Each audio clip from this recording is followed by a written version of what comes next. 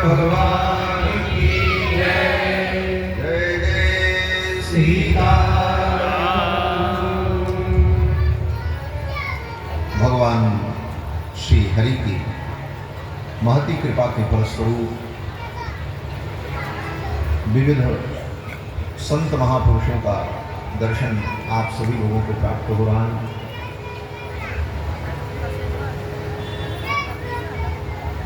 और इन संत महापुरुषों की सन्निधि में बैठकर भगवान की चर्चा सुनने का एक अलग ही महत्व है। क्यों? कहते एक स्वाद न भुंजी, स्वादिष्ट वस्तु का सेवन अकेले नहीं करना चाहिए। स्वादिष्ट वस्तु का आस्वादन मिलकर करना चाहिए। और ऐसे अवसर पर हम सभी लोग भगवान की मंगलमयी चर्चा श्रवण कर रहे हैं। तो मैं निवेदन कर रहा था कि विश्वामित्र जी ने 5 बार कहा ताड़का को मार देना। राम जी ने सोचा ताड़का आ जाए तब मैं मारूं, और जब तक ताड़का मरेगी नहीं गुरु जी को शांति मिलेगी। तो राम जी ने सोचा अब ताड़का के आने की प्रतीक्षा नहीं करेंगे, अब ताड़का को बुला ही लेते हैं। और राम जी ने क्या किया? बोले राम जी ने अपनी धनुष पर डोरी चढ़ाई, और डोरी चढ़ाने के बाद एक हाथ से धनुष को पकड़ा, एक हाथ से डोरी को पकड़ा और ऐसे खींचा, और खींच करके डोरी को राम जी ने जब छोड़ा तो धनुष से ऐसी टंकार उत्पन्न हुई कि पूरा जंगल गुंजायमान हो गया। ज्याघो समकरो तीव्रम दिशः शब्देन नादयन्। भगवान के धनुष की ज्या के घोष से सारा जंगल गुंजायमान हो गया। ताड़का सो रही थी, उसकी नींद खुल गई, चौंक करके उठ गई, कौन आ गया मेरे क्षेत्र में?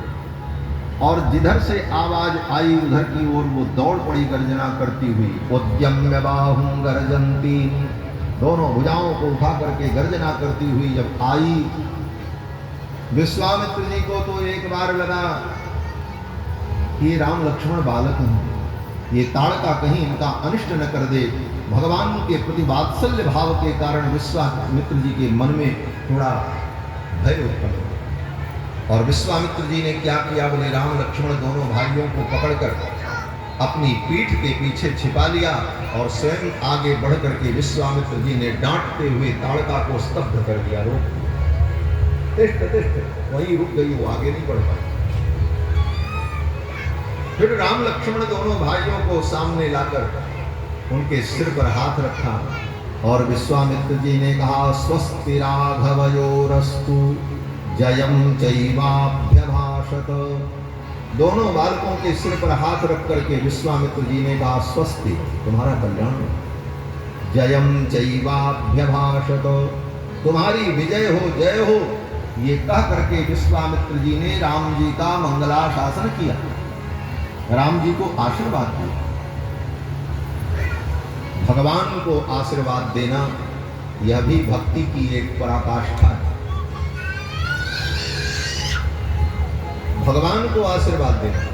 बोले हाँ, हमारे संप्रदाय में श्री वैष्णव परंपरा में आचार्य लोग भगवान को आशीर्वाद देते हैं, भगवान का मंगलाशासन करते हैं। और हमारी परंपरा में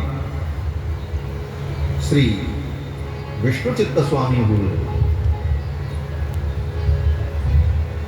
और विष्णुचित्त स्वामी ने भगवान का खूब मंगलाशासन किया, भगवान को खूब आशीर्वाद दिया। विष्णुचित्त स्वामी ने वो तो हाथी पर बैठ करके मजीरा लेकर बजा करके गा करके मंदिर के परिसर में घूम करके भगवान को आशीर्वाद देते। सुमंगलम मंगलमीश्वरायते सुमंगलम मंगलमच्युताय सुमंगलम मंगलमंतरात्मने सुमंगलम मंगलमध्वनाय। भगवान का मंगलाशासन किया, और भगवान का जो मंगलाशासन करे, विष्णुचित्त स्वामी ने मंगलाशासन किया। इसलिए सबसे बड़े आलवार में उनकी गणना होती है।